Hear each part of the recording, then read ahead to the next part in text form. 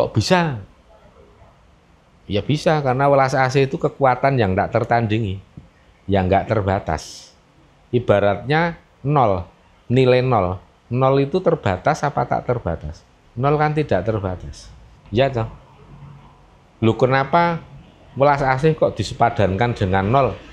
Itu cuman waton otak-atik gathuk ben wangun. Ya ndak. Alasannya ya rasional dong. Kita orang Jawa, kejawen itu ilmu kasunyatan, yang memahami Tuhan maha rasional. Ya kita punya ilmu harus rasional masuk akal. Kenapa? Tahu nggak? Ada yang tahu nggak? Itu namanya mental block. Belum-belum sudah ngomong nggak bisa. Belum-belum sudah mensugesti diri terlalu negatif. Kayaknya susah nih, aku nggak bisa gitu. Mereka kan punya kekuatan modal, mereka kan orang tuanya gini, relasinya gini. Itu gambaran mental block. Mental block mengidap juga orang fanatik. Cuma cara kerja mental blocknya beda mekanismenya. Kalau orang yang bukan dari fanatisme agama, mental block itu dibangun dari itu. Biasanya kekuatan yang paling efektif membangun mental block itu adalah kemalasan.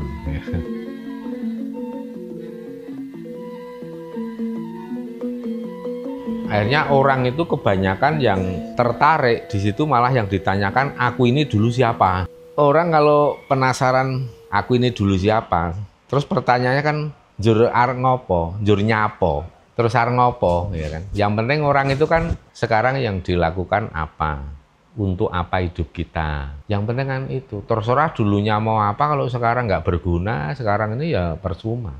Apa kalau tahu dulunya orang gede, apa terus mau buat bangga-banggaan atau kemudian menginspirasi untuk menjadi seperti dulu. Sebenarnya kita nggak begitu penting. Makanya kalau saya ditanya saya ini dulunya siapa, jangankan kok kamu ya, apalagi yang bertanya ini ada 20-30 orang. Kita men-screening satu orang aja butuh berhari-hari, butuh waktu yang lama. Kalau memang mau bisa tahu betul, nggak bisa instan. Ibaratnya kayak gitu, kayak orang menggali tanah itu loh, menggali terowongan. Menggali terowongan itu nggak bisa seperti orang yang masuk terowongan langsung bleng menyusuri terowongan yang sudah jadi, itu enggak. Itu seperti menggali terowongan. Hari ini bisa 2 meter, besok 2 meter, besok 3 meter, dikit demi sedikit. Itu butuh waktu yang lama. Makin lama kita telusuri, baru makin ke dalam, makin ke belakang. Seperti itu.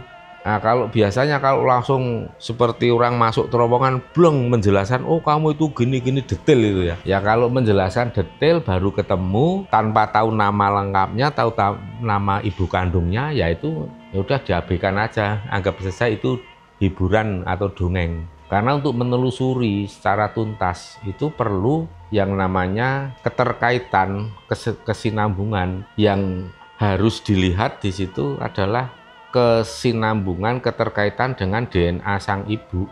Nah kalau di Jawa itu nama ibu penting karena itu password gaib. Terus ditelusuri ke belakang terus. Itu bisa karena persebaran manusia di seluruh planet bumi yang masih nyambung dari zaman dulu sampai sekarang itu DNA dari ibu. Ya, coba ditanyakan ke ahli DNA dari ibu. Tapi kalau yang dari laki-laki itu satu generasi di sini mandek, di sini mandek. Nah, nanti yang terus mewarnai terus kesinambungan sepanjang masa itu DNA dari ibu. Ini kan menjadi jawaban juga kalau ada pertanyaan, kenapa kalau bancaan weton itu yang diperlukan nama ibu kandung? Ya sekarang jawaban ilmiahnya ini. Nah, berarti orang Jawa itu canggih banget ya, udah dari dulu udah tahu seperti ini. Itu fakta. Kenapa bukan bapak misalnya si A bin si B, seperti kalau di Arab itu kan ayah atau nama bapak bin binti ditiadakan lah ya. Di sana kan patriarkat, di sana itu kan sistemnya maskulin, bahkan feminisme, ideologi gender itu benar-benar membenamkan eksistensi wanita, nggak dipakai. Nah di situ malah justru kalau mau menelusuri ya terputus DNA-nya. Kalau di Jawa ini gampang menelusuri karena ada password dari nama ibu kandung. Ya kalau dipikir kok rasional banget ya. Ya memang ilmu Jawa itu sangat rasional. Sangat masuk akal, akalnya akal sehat, tidak berdasarkan dongeng. atau ya keyakinan atau mitologi. Ya keyakinan itu kan kata istilah kerennya itu kan mitos, mitologi. Dongeng, keyakinan, terus mitologi, mitos itu ya sama intinya. Makanya dalam ilmu Jawa itu orang Jawa nggak mengenal mitos itu untuk jadikan pelajaran itu enggak. Misalnya ada tentang Kanjeng Ratu Kidul, tentang yang Sabdo Palonoyo Genggong. Itu kan mitos lah, yang ngomong mitos kamu yang nggak tahu. Orang Jawa berani mengatakan bahwa eksistensi beliau itu ada karena apa? Menyaksikan. Kalaupun kita atau diantara panjenengan belum pernah menyaksikan, tapi orang-orang yang lain kan banyak yang menyaksikan. Makanya kisah itu berlangsung terus eksis dari dulu sampai sekarang. Kalau itu mitos, pasti akan hilang, lenyap di telan zaman. Tapi makin lama makin eksis. Karena apa? Makin banyak orang yang membuktikan. Sekalipun itu orang awam bisa membuktikan. Orang yang bisa menembus gaib dengan orang awam sama-sama bisa membuktikan. Hanya beda caranya. Jangan berkecil hati, waduh aku nggak bisa apa-apa, ini aku orang awam nggak bisa apa-apa. Jangan begitu mindsetnya. Kalau panjenengan merasa sebagai orang awam, tetap bisa menyaksikan eksistensi beliau. Caranya gampang. Ketika kita ikut ritual dawuh, ada perintah Kanjeng Ratu Kidul melaksanakan labuh atau apa, tidak bisa datang minimal wah ikut derek ulu bekti, kan semua diaturkan semua kan, nama-namanya siapa diaturkan. Itu habis itu ada niteni atau mencermati kejadian yang dirasakan dialami setelah itu apa. Wah ternyata ada semacam perubahan atau ada kemudahan dan lain. Nah itu hubungan ketika kita habis melaksanakan perintah dan mendapatkan kabejan, kemudahan, itu kaitannya seperti itu. Tapi bagi orang yang memang sudah tujuannya untuk bikin nyinyir, untuk nggak percaya, untuk denial, untuk penyangkalan, ya pasti nikmat apapun akan diingkari. Bukti, fakta, kesaksian nyata pun akan diingkari. Itu bedanya. Tapi kalau kita udah open mind, pola pikir kita dibuka lebar-lebar, ya nanti akan banyak yang kita saksikan, kita rasakan, kita alami. Nah ya semua itu akhirnya tergantung bagaimana mindset kita. Kalau mindset di awal sudah dikunci rapat, ya jangankan yang gaib, yang nyata di depan mata saja akan ditolak, denial. Itu kalau istilah modernnya orang sekarang kan yang dinamakan mental block. Tidak hanya urusan spiritual, urusan kemajuan pribadi, potensi diri, karir, kesuksesan. Banyak orang yang mengidap mental block tapi nggak sadar. Ketika diberi nasihat, disarankan kamu begini supaya sukses. Terus jawabnya apa? Wah itu kan orang mereka kan punya modal, mereka kan sekolahnya gini, mereka kan ini. Banyak alasan untuk tidak melaksanakan nasihat. Banyak alasan dibuat. Alasan itu tujuannya apa? Untuk memaklumkan diri tidak bisa melakukan seperti itu, atau tidak mau atau males. Itu namanya mental block. Belum sudah ngomong nggak bisa. Belum sudah mensugesti diri terlalu negatif. Kayaknya susah nih, aku nggak bisa gitu. Mereka kan punya kekuatan modal, mereka kan orang tuanya gini, relasinya gini. Itu gambaran mental block. Mental block mengidap juga orang fanatik. Cuma cara kerja mental blocknya beda mekanismenya. Kalau orang yang bukan dari fanatisme agama, mental block itu dibangun dari itu. Biasanya kekuatan yang paling efektif membangun mental block itu adalah kemalasan. Orang yang pemalas, yang tidak gigih berjuang, nanti akan menciptakan beribu alasan untuk dirinya supaya maklum dan pantas kalau tidak melakukan. Ingat, kemalasan itu biang kerok penyakit yang akan membangun mental block seseorang untuk tidak melakukan sesuatu yang bisa sukses. Ya kan? Termasuk seperti ritual dan lain seperti ini. Waduh ini hujan, waduh ini mendung, waduh uangnya ngepas, waduh belum siap besok bisa bawa bekal uang saku berapa. Itu alasan terus. Kenapa nggak dipikir bagaimana agar saya bisa ikut, caranya bagaimana? Bagaimana caranya agar tidak gagal rencana ini? Kan begitu. Tapi langkah yang sebaliknya, yang positif ini, kalau dilakukan jauh lebih sulit. Ibaratnya 1:10 atau bahkan 20 dibanding mencari alasan untuk gagal. Alasan untuk gagal itu sambil duduk nyantai aja udah cari-cari alasan gagal. Mudah. Itu makanya ya ciri-ciri orang yang mudah sukses dan mudah gagal itu akan sangat tampak. Kita bisa mengevaluasi seseorang ini punya bakat sukses atau bakat gagal atau hanya akan biasa linear hidupnya. Udah ngobrol aja semenit dengan saya, langsung ketahuan. Tapi bukan berarti orang yang sudah ketahuan ini potensi gagalnya besar, nggak bisa dirubah. Itu bukan seperti itu, artinya tetap masih bisa dirubah menjadi potensi suksesnya besar, asalkan bisa kita rubah. Gitu. Ya kita bisa merubah itu kan akhirnya juga tergantung kepiawaian kita untuk men-setting ulang atau meriset seseorang. Ya kalau saya nggak pernah katakan orang yang sudah benar-benar fanatik, benar-benar mental blocknya sangat kuat itu nggak bisa dirubah lagi. Saya nggak pernah mengatakan gitu. Kalau saya mikir itu tantangan buat saya untuk merubah. Bisa nggak saya menjebol mental block yang begitu kuat dia bangun? Sekalipun mental block itu terbuat dari baja setebal 1,5 meter, saya akan coba untuk bongkar. Ya kan ada tekniknya, ada strateginya. Salah satu strateginya itu apa? Masih pakai ilmu Jawa, bukan ilmu Eropa. Ini bagi ilmu ini ya, menghadapi orang mental block nih. Ya mental block dalam segala hal termasuk dalam belief system lah, atau yang dikatakan fanatik. Jadi kalau ilmu Jawanya sederhana, Mas. Masuklah melalui pintunya dia. Masuklah melalui pintu dia. Tapi ajak keluar melalui pintu kita. Bisa bayangkan nggak? Coba bayangkan dulu. Mari kita masuk melalui pintunya dia. Tapi ajak keluar melalui pintu kita. Kalau dibalik, ini supaya mudah membayangkan ya. Kalau dibalik nih, belum sudah kita maksa masuk melalui pintu kita. Keluar, kalau terbalik melalui pintu dia, ya percuma. Kita nggak menghasilkan apa-apa. Tapi kalau nanti orang bisa kita paksa masuk dari pintu kita, ya sudah itu memang dianggap berhasil. Tetapi untuk mencapai keberhasilan itu, kemungkinannya kecil banget. Ibaratnya begini, belum kita sudah menciptakan ketegangan, permusuhan, sudah menonjolkan perbedaan, sudah memperuncing masalah. Itu kalau kita paksa melalui pintu kita. Misalnya nih, panjenengan punya pendapat, oh itu kan begini. Saya langsung tolak, salah mas. Pasti jenengan malah justru memperkuat kuda-kuda.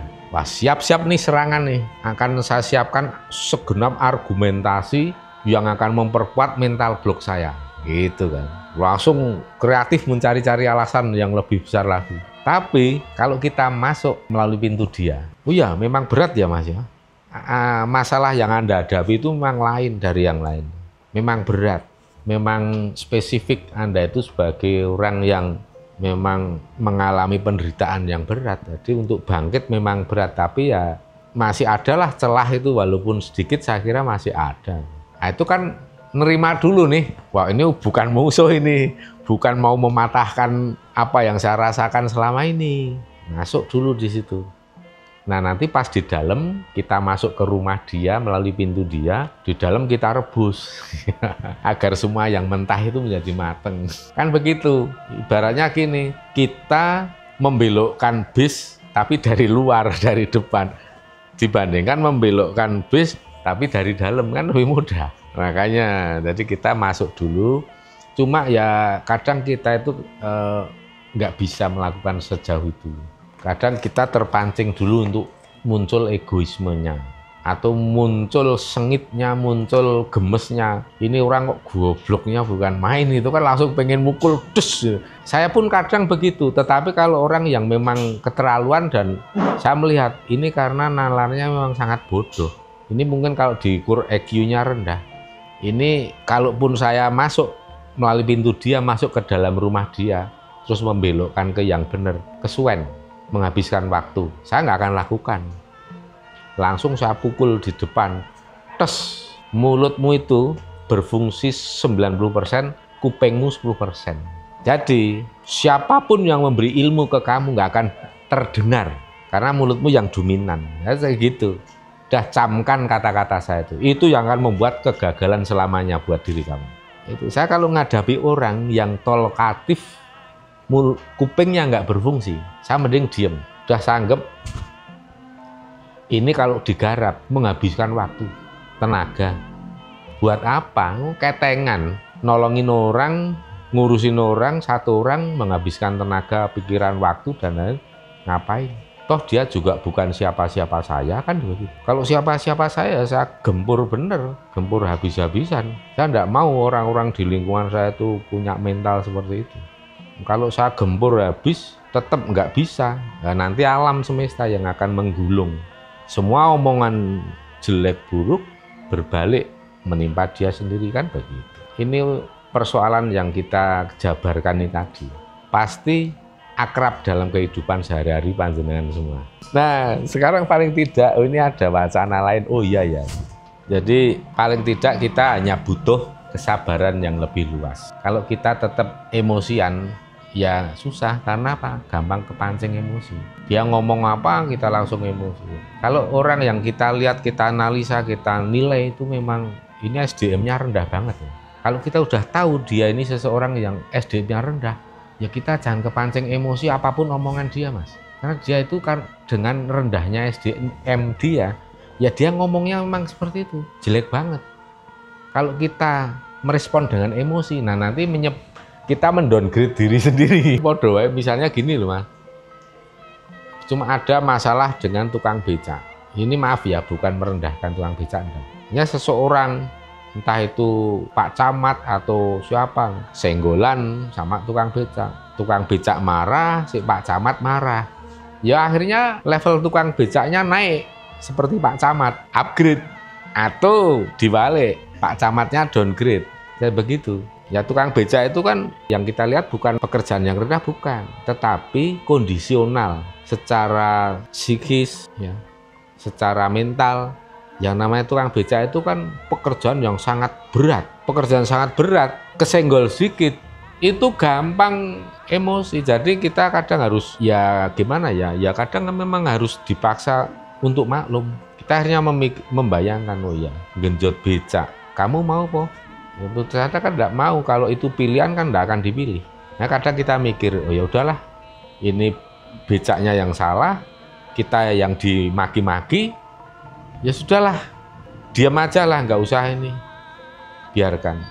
Kita ngemong sikapnya, bukan kita itu terus takut, terus pengecut. Nggak ada pengecut. Justru kalau kita itu bukan pengecut, kita malah harus berani ngomong. Jih Pak, nyun ngapunten, maaf ya Pak. Ternyata cuma di maaf gitu aja, marahnya langsung hilang. Gitu. Ternyata apa? Ada nilai di balik itu, ada pesan dari semesta di balik itu. Ternyata apa?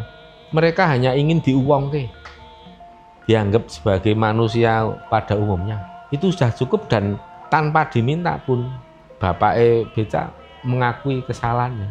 Nah itu. Nah, karena dalam konteks seperti ini kita masuk ke wacana, ke ranah pelajaran yang bernama Suradira Jayaningrat lebur dening pangastuti. Apa artinya? Segala angkara murka akan sirna dengan kekuatan welas asih. Kok bisa? Ya bisa, karena welas asih itu kekuatan yang tidak tertandingi, yang nggak terbatas. Ibaratnya nol, nilai nol. Nol itu terbatas apa tak terbatas? Nol kan tidak terbatas. Ya toh. Lu kenapa welas asih kok disepadankan dengan nol? Itu cuman waton otak-atik gathuk ben wangun. Ya ndak. Alasannya ya rasional dong. Kita orang Jawa, kejawen itu ilmu kasunyatan, yang memahami Tuhan maha rasional. Ya kita punya ilmu harus rasional, masuk akal. Kenapa? Tahu nggak?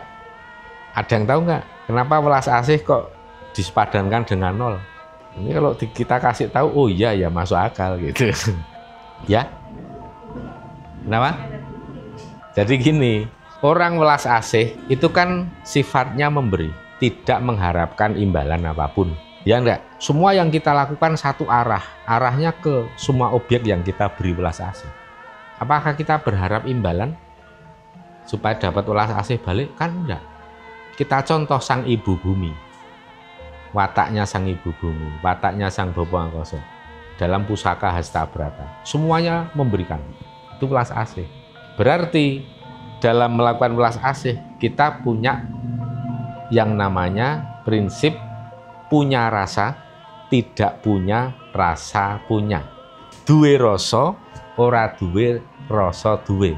Nol, artinya netral, nihil. Tapi semua yang kita lakukan itu sifatnya memberi. Apakah memberi itu nanti bisa menghabiskan energi?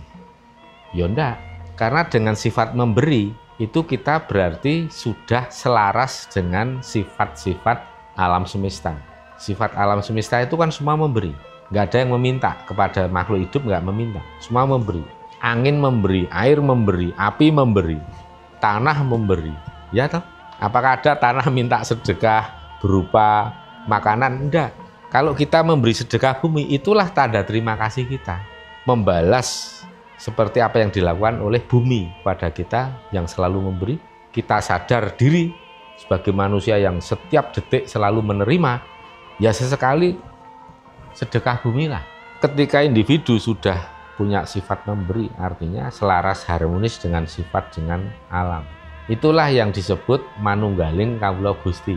Nah ini kawulane kita jagat cilik, Gustine itu adalah jagat agung makrokosmos. Kita ini mikrokosmos.